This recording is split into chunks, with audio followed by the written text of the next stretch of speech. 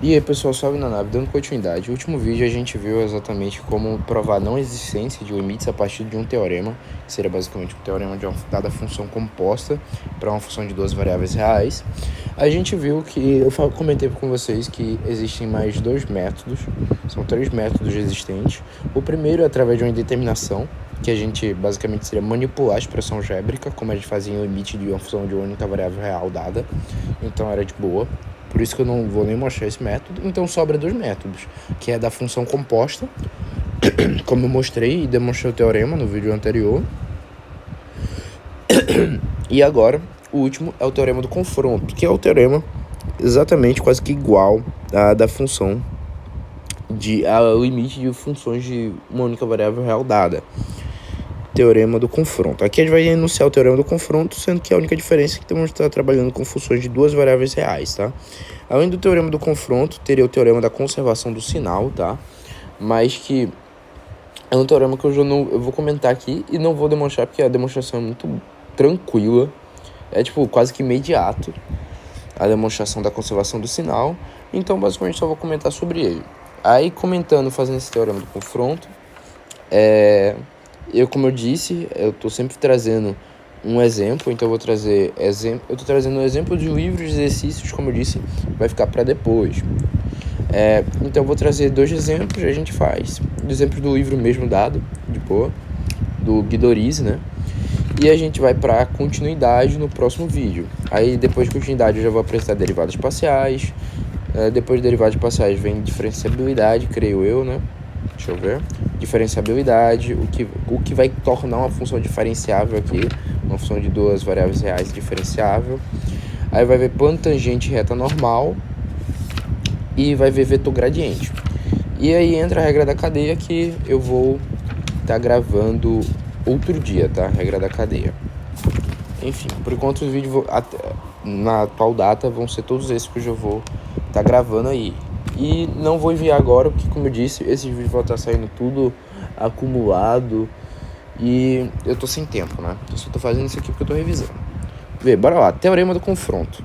O que vai nos enunciar o teorema do confronto? A primeira coisa que a gente vai ter no teorema do confronto é a seguinte hipótese. Se, e basicamente, o que vocês lembram do teorema do confronto da função de uma variável real dada? Era basicamente quase isso. Se você tem três funções, dentre essas três funções, a função do meio, dentre essas três funções se encontram no mesmo intervalo. Aí ele te dá um intervalo R qualquer, certo? Beleza, no mesmo intervalo R. E esse intervalo R é muito pequeno, né? Aliás, não, esse intervalo R é um intervalo qualquer mesmo. É um intervalo qualquer. Essas funções que você vai ter a seguinte coisa, que a função... imagina que eu tenho três funções muito coladas. A função do meio, então, é menor que a função acima dela. Ou seja, é como eu tivesse isso daqui, ó. Bora lá, colocar no gráfico. Você tem essa função. Calma. Você tem essa função. E você tem mais uma função. E, basicamente, você pega o limite para um certo ponto de uma função. Aliás, você pode representar isso como... Se essa função f de x é g de x, né? G de x. Se essa função aqui é h de x e essa função aqui é g de x, aliás, f de x, essa função de g de x, veja que ela é menor que a função h de x e é menor que g de x, aliás, que f de x. Então, basicamente, a hipótese é o quê? Se eu pego o intervalo, elas estão continuando no mesmo intervalo, e eu faço o limite da função h de x tendendo ao mesmo ponto aqui que eu quero, esse ponto P, e o limite de f de x tendendo a esse ponto P, eles dão o mesmo valor de limite, então o limite de g de x também é esse valor dessas funções, do limite dessas funções. Isso acontece porque basicamente você está pegando e aproximando muito essas funções. O limite delas, como você vai estar ali aproximando os pontos, você vai aproximar quase que os pontos de uma forma tão pequena, tão instantânea, que essas funções já vão assumir quase que o mesmo valor naquele ponto do limite, né? Então, basicamente, o teorema do confronto é mais ou menos isso. Então, como que a gente enuncia ele? Para funções de duas variáveis reais. Então, da mesma forma, se eu tenho uma função f de xy, ela é menor que uma função g de xy, e ela, por sua vez, ainda é menor que uma função h de xy. E o que acontece? Por que a gente tem que colocar igual? Porque essas funções já podem ser iguais, né? Se eu tenho, por exemplo, se essas funções são iguais, o limite delas são iguais. Então faz todo sentido, não é? Então tem que ser igual, menor ou igual. Se f de xy é menor ou igual a g de xy, que é menor ou igual a h de xy, e a gente define agora o intervalo para 0 menor. Como estamos trabalhando aqui com função de duas variáveis reais, estamos trabalhando com limite de funções de duas variáveis reais. Então vamos definir exatamente o intervalo xy de um ponto genérico pertencente à minha superfície para x0, y0, de tal forma que essa norma tem que ser menor que um r dado, que é um intervalo, né? Estou definindo r como se fosse o meu intervalo aqui, né? E se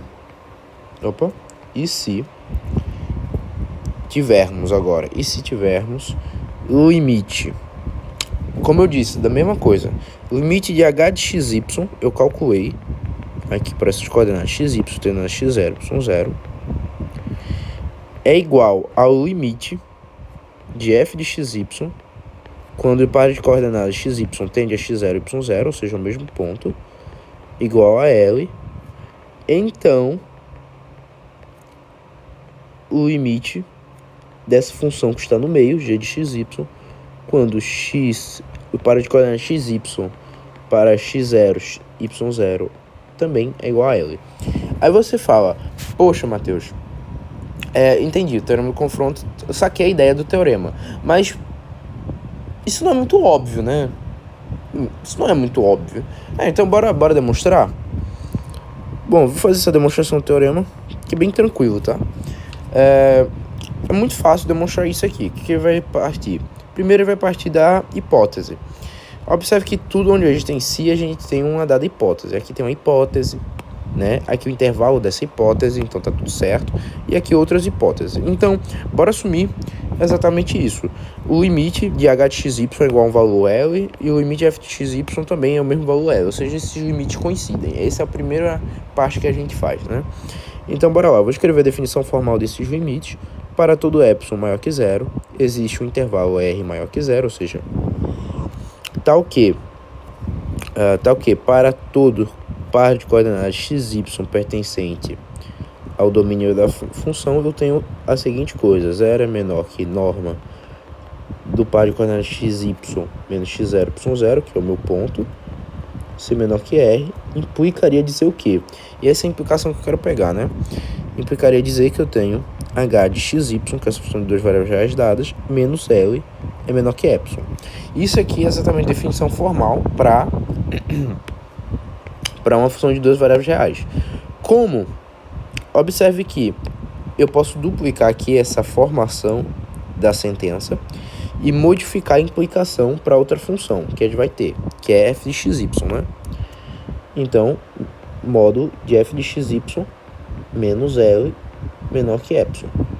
Observe que eles têm o mesmo intervalo, então eu posso basicamente deixar implícito esse intervalo. Para não ocupar espaço, eu vou retirar essa sentença, tá? E a gente só vai trabalhar exatamente com as implicações, já que o intervalo é o mesmo, tá? O intervalo é igual. Então, gente, eu vou fazer a seguinte coisa, na verdade. Olha só. Deixar aqui a implicação. E eu tenho essas duas implicações, né? Em módulo, certo? A primeira coisa que a gente vai fazer é definir o intervalo em que essas funções se encontram. Pode ser? Então vamos lá, definindo o intervalo que essas funções se encontram, observe que a gente pode utilizar a propriedade de módulo de A é menor que B. Isso aqui é demonstração tranquila. A então é menor que B, maior que menos B, quando eu falo isso. Isso aqui é óbvio, né? Então, utilizando essa propriedade, a gente vai ter h de xy menos L é menor que epsilon. A gente adiciona L em ambos lados, L mais epsilon. Aí a gente vai ter que menos epsilon, adicionou L menos epsilon. Então, observe que a gente encontra em que espaço, em que intervalo h de xy, que essa minha função dada, se encontra. A mesma coisa decorre aqui, ó. Observe que eles estão no mesmo espaço, no mesmo intervalo, f de xy e h de xy. Mas o que acontece? Eu sei que da hipótese eu tenho aqui uma das probabilidades se f de xy é menor que g de xy, que é menor que h de xy. Então o que a gente pode fazer? Dada essa função g de xy, eu posso escrever a seguinte coisa: L menos epsilon, que é o intervalo extremo, intervalo da esquerda, onde eles se encontram, é menor que... E eu posso fazer o quê? F de xy menor ou igual a g de xy. E por que eu posso escrever isso? Até que é desigualdade, né? Desigualdade é verdadeira, então eu posso escrever que, por sua vez, é menor ou igual a h de xy, que é menor que L mais epsilon, já que é o extremo intervalo da direita que ambas funções se encontram. Então, basicamente, só estou utilizando a desigualdade aqui acima. Então, observe que eu posso exatamente subtrair L e eu obtenho a seguinte desigualdade, eu colocar em módulo. Módulo de g de xy menos L é menor que epsilon. Observe que eu posso ter isso aqui, porque daqui decorre a seguinte desigualdade. G de xy é menor que L mais epsilon, que é o extremo intervalo, e o extremo intervalo da esquerda, L menos epsilon. Então isso aqui é a mesma coisa de afirmar isso daqui, tá? Do módulo de g de xy igual a L.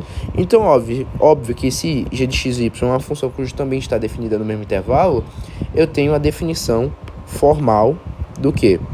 Do limite de uma função de duas variáveis reais, g de xy, para coordenadas xy tendo na x0 e y0, resultando em L, que é esse valor, que é o mesmo valor desse limite dessas funções. Então essa é a demonstração. Pessoal, eu cortei o vídeo. Basicamente, eu estava escrevendo exemplo e eu tive que atender uma ligação. Mas de forma resumida, eu vou só trazer... Vou ver um exemplo rápido. Eu só vou fazer esse exemplo, mais outro exemplo. E nisso, vou juntar essa parte do vídeo com o anterior. E a gente já vai para a continuidade, né? Para que vá para derivadas parciais. B, bora lá, gente. A gente ia fazer um exemplo do teorema do confronto, né? E vai ser da seguinte forma. Utilizando o teorema do confronto, decorre dele a seguinte coisa. Esse teorema do confronto que ele escreveu é a seguinte ideia. Se você imagina que você tem uma função, e nessa função eu acho um dos valores do limite dela. Ou seja, eu gero uma função menor que ela e eu gero o valor do limite dela. Certo? Até aí tudo bem? Beleza. E eu tenho a seguinte coisa.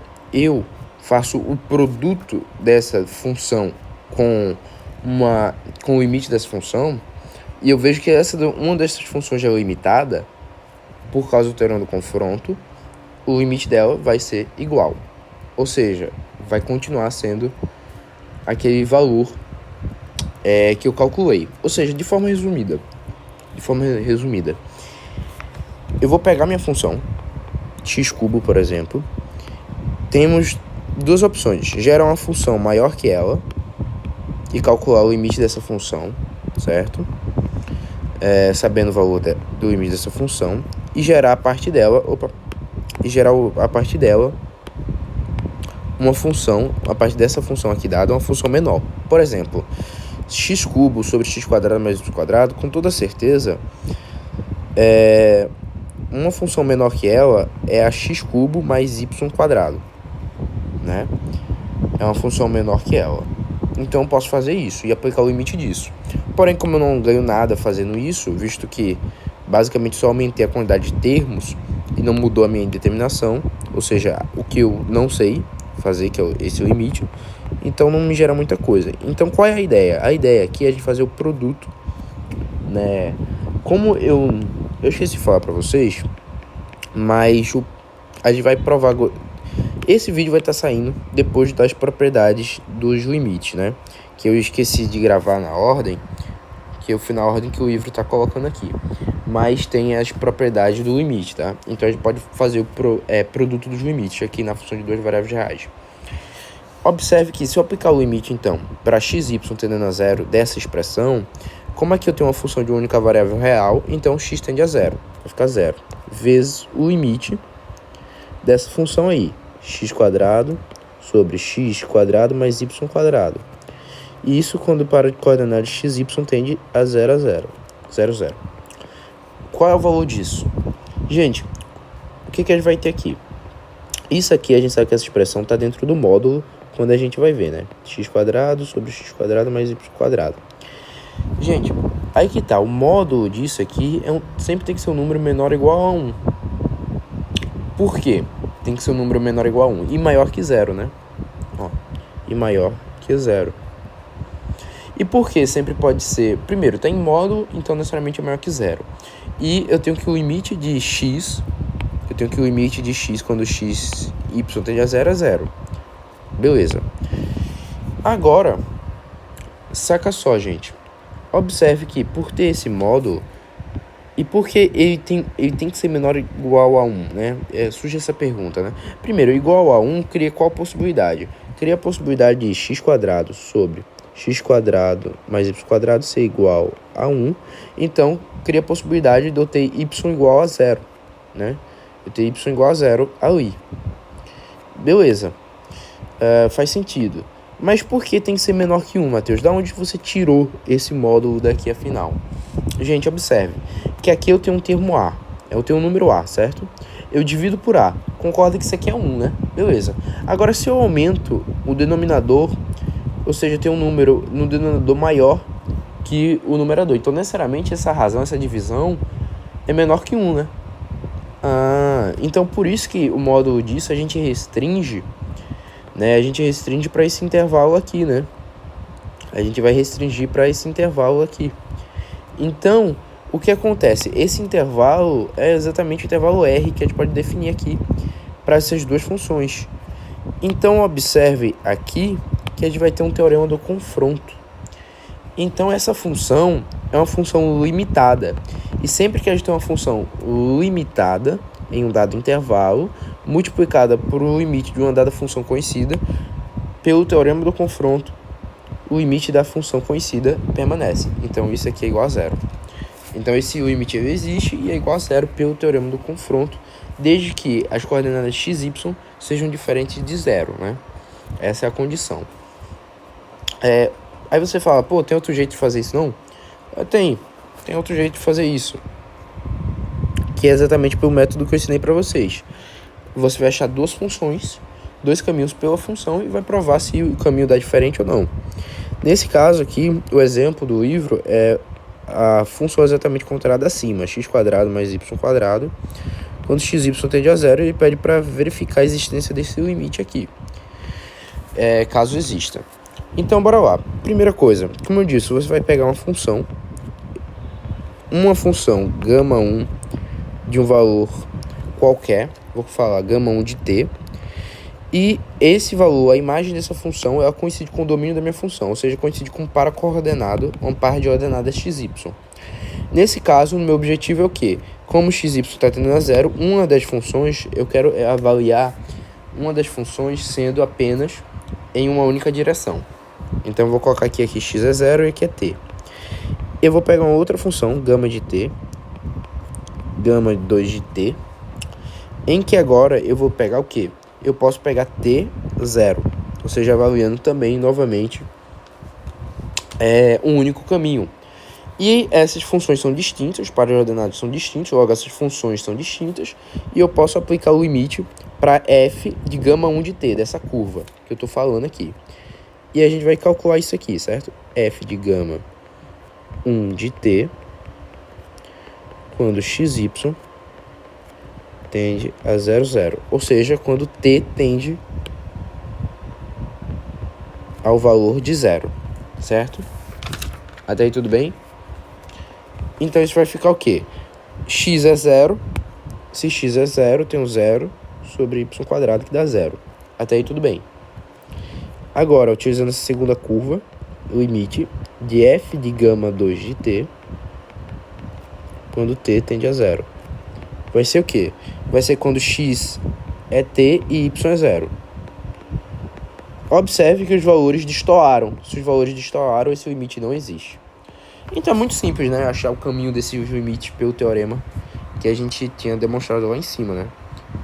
Basicamente, se a gente pega duas curvas, essas duas curvas estão presentes no domínio da função. Se eu calcular o limite tendendo dessas duas curvas para um certo ponto e destoar, ou seja, ser diferente, o limite para dessa função nesse ponto não existe. Muito simples, né? É muito tranquilo da gente provar isso daqui. Enfim, espero que tenham gostado do vídeo. Fiquem com Deus.